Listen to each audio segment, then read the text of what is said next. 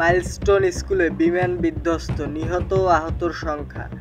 ঢাকার উত্তরা মাইলস্টোন স্কুলে বিমান বাহিনীর জেট বিধ্বস্ত হয়ে ৩২ জন নিহত, ৬০ জনেরও বেশি আহত হয়েছে।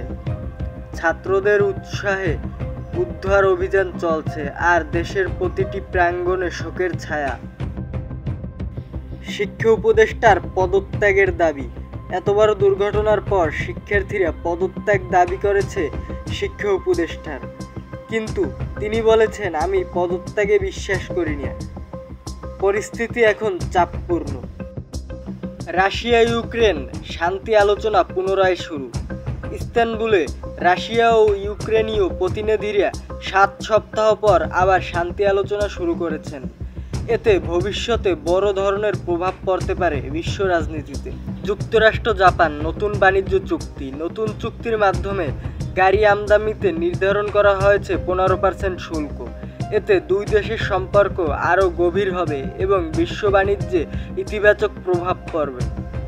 আজকের মূলত হেডলাইনটা ছিল মাইলস্টোনের ভয়াবহ দুর্ঘটনা। আপনি কোন খবরটি সবচেয়ে গুরুত্বপূর্ণ মনে করেন লিখে জানাবেন। সবার জন্য দিনে কিছু সময় দাও। সাবস্ক্রাইব ও বেল আইকন চাপতে ভুলবে না।